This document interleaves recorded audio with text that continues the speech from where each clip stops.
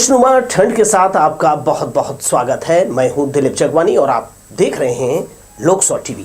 आइए खबरों का सिलसिला शुरू करते हैं हेडलाइंस के साथ।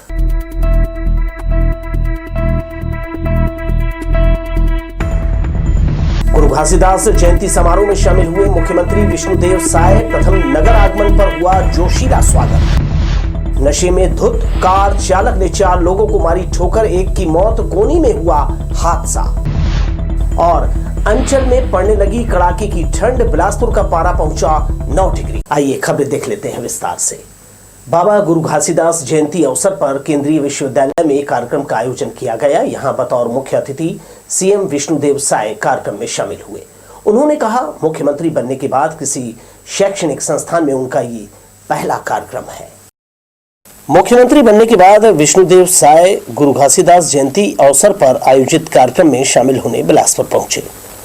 गुरु घासीदास केंद्रीय विश्वविद्यालय में हुए कार्यक्रम में उप मुख्यमंत्री विजय शर्मा, बिलासपुर विधायक अमर अग्रवाल, बिल्हा विधायक धर्मलाल कौशिक, बेलतरा विधायक सुशांत शुक्ला सहित अतिथि शामिल हुए। अमेरिका से आए डॉक्टर विलियम पेंटन ने कार्यक्रम की अध्यक्षता की। मुख्यमंत्री ने इस अवसर पर कहा कि गुरु घासीदास बाबा ने सत्य के मार्ग पर चलना सिखाया है। उन्होंने कहा कि वे इस कार्यक्रम में शामिल होकर खुद को गौरवान्वित महसूस कर रहे हैं।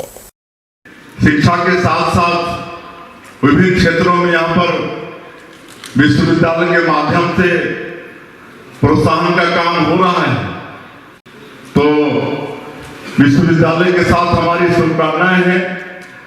हम लोगों का ये सौभाग्य है कि अकेला ये केंद्रीय विश्वविद्यालय जो पूज्य बाबा गुरु घासीदास जी के नाम से है, ये आगे और प्रसिद्धि प्राप्त करे और यहाँ से राष्ट्रभक्ति से ओतप्रोत होकर राष्ट्रभक्त यहाँ से निकले। उप मुख्यमंत्री विजय शर्मा और कुलपति ने भी अपने उद्बोधन में गुरु घासीदास बाबा के द्वारा किए गए कार्यों को याद कर उस रास्ते पर चलने सभी से आग्रह किया।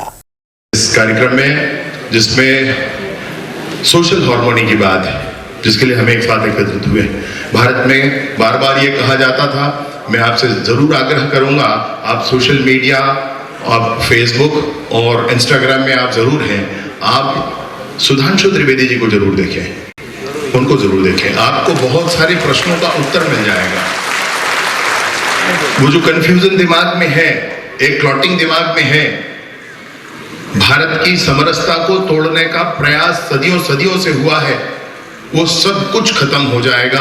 आप जरूर उनको देखा करें। इतना ओजस्वी उन्होंने अपना भाषण दिया है, उससे मुझे बहुत ही अत्यंत प्रसन्नता हुई और मुझे लगता है कि यह विश्वविद्यालय उनके सहयोग से और भी आगे बढ़ेगा।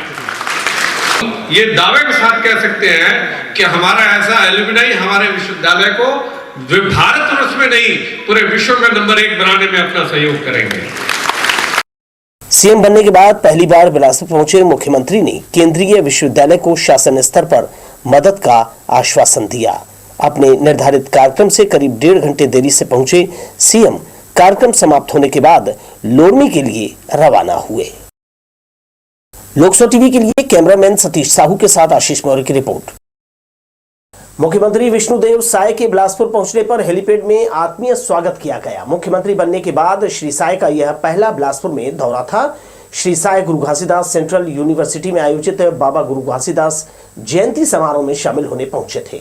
उप मुख्यमंत्री विजय शर्मा भी साथ आए, उनका भी जोरदार स्वागत किया गया। विश्वविद्यालय परिसर में निर्मित हेलीपैड पर प्रमुख रूप से कुलपति आलोक कुमार चक्रवाल, बिल्हा विधायक धर्मलाल कौशिक, बिलासपुर विधायक अमर अग्रवाल, बेलतरा विधायक सुशांत शुक्ला, महापौर रामशरण यादव, पूर्व विधायक रजनीश सिंह, कमिश्नर केटी कुंजाम, आईजी अजय यादव, कलेक्टर अवनीश शरण, पुलिस अधीक्षक संतोष कुमार सिंह समेत बड़ी संख्या में जनप्रतिनिधि और नागरिकों ने गुलदस्ता भेंट कर मुख्यमंत्री का अभिनंदन किया। यहां से मुख्यमंत्री सीधे विश्वविद्यालय परिसर पहुंचे, जहां स्थापित गुरु घासीदास की प्रतिमा पर माल्यार्पण कर उनको श्रद्धांजलि दी। रविवार की रात करीब 9 बजे कोनी में बिलासा ताल के सामने नशे में धुत कार चालक ने रोड किनारे खड़े 4 लोगों को ठोकर मार दी, जिसमें बाइक सवार देवनगर निवासी धर्मेंद्र ठाकुर की मौके पर मौत हो गई। वहीं रोहित निषाद, दुर्गेश यादव, राहुल टंडन को गंभीर चोटें आई है। घटना की सूचना मिलने पर कोनी पुलिस मौके पर पहुंची और घायलों को उपचार के लिए हॉस्पिटल भिजवाया। आरोपी वाहन चालक को पुलिस ने हिरासत में ले लिया है। सिटी की तरफ से रतनपुर की तरफ जा रही थी। एक मोटरसाइकिल में एक व्यक्ति था और दो लोग अंबिकापुर जाने के लिए खड़े हुए थे, ऐसा सूचना प्राप्त हुआ है। और एक व्यक्ति जो है ठेला में खड़ा था जिसको ठोकर मारा है। तत्काल पुलिस पहुंची थी जिसमें एक व्यक्ति गंभीर रूप से घायल थे जिसे तत्काल सिम्स हॉस्पिटल पहुंचाया गया। सिम्स हॉस्पिटल पहुंचाने पर डॉक्टरों के द्वारा मृत घोषित किया गया है। वह 3 अन्य जो है घायल रूप से हैं। दोनों जो आरोपी थे, जिसमें गाड़ी में बैठे हुए थे 2 आरोपी, जिसमें से एक वाहन चला रहा था जिसे कोनी पुलिस के द्वारा हिरासत में लिया गया है। तत्काल वैधानिक कार्रवाई करते हुए एफआईआर ली जा रही है और वह तत्काल उनकी गिरफ्तारी की जाएगी। इधर उप निरीक्षक भर्ती प्रक्रिया में हो रही देरी के चलते परीक्षा दे चुके परेशान अभ्यर्थियों ने पुलिस मैदान में प्रदर्शन किया। वर्ष 2018 में शासन ने 500 पदों पर भर्ती के लिए आवेदन मंगाए थे। बाद में 2021 में पदों की संख्या बढ़ाकर 975 कर दी, जिसमें 1378 युवाओं ने भाग लेकर 5 चरणों की प्रक्रिया पूरी की। जब परिणाम आया तो इससे असंतुष्ट होकर बहुत से अभ्यर्थी न्यायालय चले गए, जिससे अंतिम परिणाम जारी नहीं किया जा सका। अब जबकि 3 साल होने जा रहे परिणाम जारी करने को लेकर युवा अभ्यर्थी राजधानी रायपुर में बड़ा आंदोलन करने का मन बना चुके हैं। सितंबर माह में 8 तारीख को कंप्लीट हो चुका है। सारे 5 चरण कंप्लीट करके हम लोग आज भी अपने रिजल्ट के लिए इंतज़ार ही कर रहे हैं। इस दिशा में सरकार को माननीय उच्च न्यायालय द्वारा आदेश भी दिया जा चुका है। 2 बार ऑर्डर आ चुका कि रिजल्ट पे कोई रोक नहीं है। जो फेलियर्स हैं, जो अपने बीच के ही लोग थे, कहीं ना कहीं उनसे कुछ कमी रही जिस कारण वो इस प्रतियोगिता से बाहर हुए हैं, उनके द्वारा ये भ्रम फैलाया जा रहा है कि भर्ती में अनियमितता बरती गई है। एक वर्ड उन्होंने सीख लिया है, अनियमितता, जबकि उस चीज़ को वो कोर्ट में कभी प्रूफ नहीं कर पाए कि क्या अनियमितता बरती गई है। लेकिन उनको बार बार एक ही वर्ड आता है कि अनियमितता बरती गई है। ऐसे लोग जो फिजिकल में 24 नंबर लाए हैं, 36 नंबर लाए हैं, उनको अपनी कमी नहीं दिख रही है, भर्ती में अनियमितता दिख रही है। 2018 की ये वैकेंसी है, तब से लेकर आज तक हम लोग सारे जो चरण हुए हैं, चरणबद्ध तरीके से 5 स्टेज क्रॉस करके यहाँ तक पहुँचे हैं।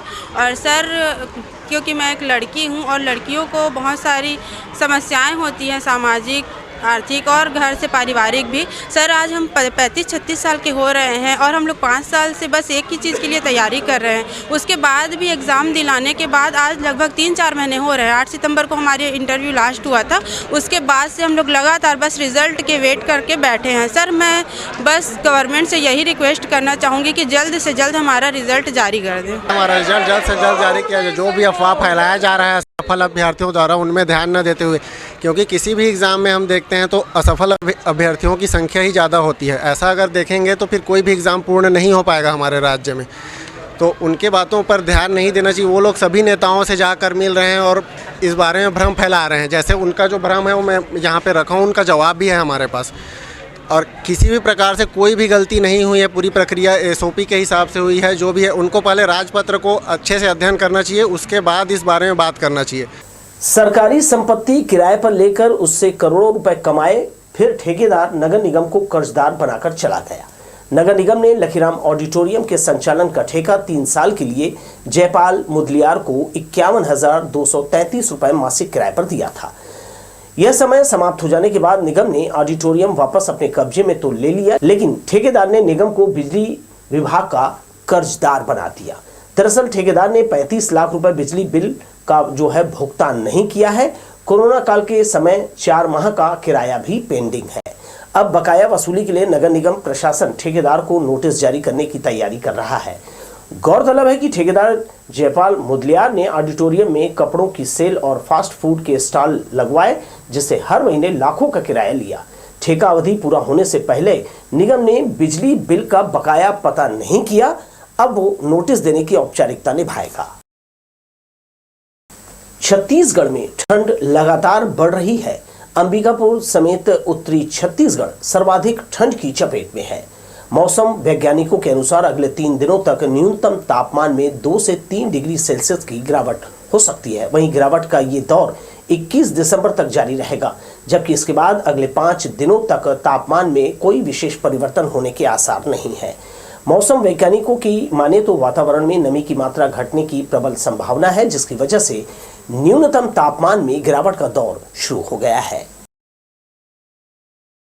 इन दिनों जवाली नाला से गुजरना खतरे से भरा है। इस पर रखा स्लैब धंस गया है, जिससे उपजा बड़ा गैप वाहन चालकों को दुर्घटना का शिकार बना सकता है। बृहस्पति बाजार के पीछे नाले पर बनी सड़क जर्जर हो चुकी है। मालवाहक वाहनों की लगातार आवाजाही होती है, जिससे स्लैब टूट गया है। इससे नीचे नाला साफ दिखाई दे रहा है। कई साल हुए नगर निगम ने जवाली नाला पर लगे जो टूटे फूटे स्लैब हैं वो नहीं बदले हैं। इस पर बनाई सड़क भी उखड़ गई है। वाहन चालक और व्यापारी दुर्घटना को लेकर आशंकित रहने लगे हैं। एक हफ्ता हो गया और इसका कोई बनाने वाला नहीं है। आवागमन ज़्यादा है तो उसके नाम से किसी समय भी एक्सीडेंट हो सकता है, किसी समय भी।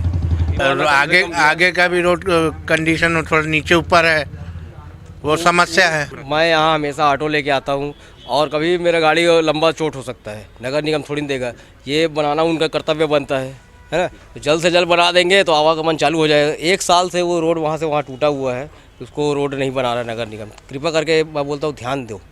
उधर चाटीडीह इलाके का एकमात्र मेलापारा मैदान बदहाल हो गया है। बरसों पुरानी नालियां टूट फूट गई है, जिससे गंदा पानी मैदान में भरा है। साफ सफाई नहीं होने से चारों तरफ गंदगी और कूड़ा करकट फैला है। स्थानीय लोगों का कहना है कि पानी टंकी निर्माण में 4 साल लगे। इस दौरान निर्माण सामग्री पहुंचाने सैकड़ों ट्रैक्टर इधर लाए गए। अमृत मिशन के लिए पाइप बिछाने खोदकर सड़क खस्ताहाल कर दी गई। नाराज नागरिकों का आरोप है कि इकलौता मैदान बच्चों के खेलने का साधन था, जिसे नगर निगम ने बर्बाद कर दिया है। बच्चों लोग खेलते हैं, सब कार्यक्रम होता है। एक तो मैदान बचा हुआ है मेलापारा का, और ये पानी टंकी बनने की वजह से यहाँ पर लीकेज हो रहा, पूरा पानी इसी में। ये पेज अमृत मिशन योजना वाले ने ना ये पूरा मैदान की ऐसी तैसी कर दी है ना, ये किसी लायक नहीं रह गया मैदान। पार्षद महोदय क्या, और वो पार्षद महोदय तो कोई दर्शन ही नहीं होता गुरु महाराज, तो वो तो नाम का पार्षद है। खाली विजय नेताम नाम है उनका पार्षद का। साफ सफाई कैसा है का? अरे बहुत दयनीय स्थिति है, कोई साफ सफाई नहीं है। हम रिक्वेस्ट करते हैं, रोड पे लगाते हैं तो उनको बोलते हैं भैया गली को थोड़ा साफ कर देना। रिक्वेस्ट करके उन लोग को बोलते हैं लोग। आइए एक नजर फिर से हेडलाइंस।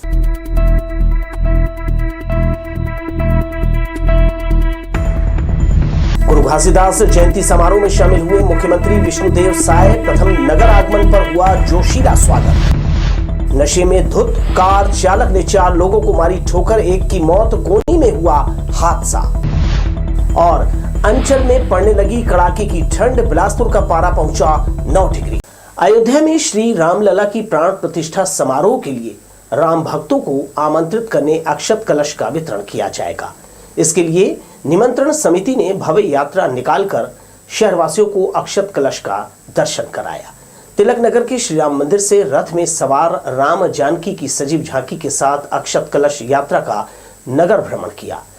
उत्साह से भरे भक्तों ने यात्रा का कई स्थानों पर स्वागत किया। समिति के मुताबिक भगवान राम की प्राण प्रतिष्ठा समारोह में आमंत्रण के लिए इन कलशों में भरा अक्षत शहर और ग्रामीण इलाकों में भेंट किया जाएगा। अधोसंरचना विकास और ट्रेनों के गतिशील परिचालन के लिए मंडल में नई रेल लाइन 3री और 4थी लाइन का कार्य व्यापक स्तर पर कराया जा रहा है।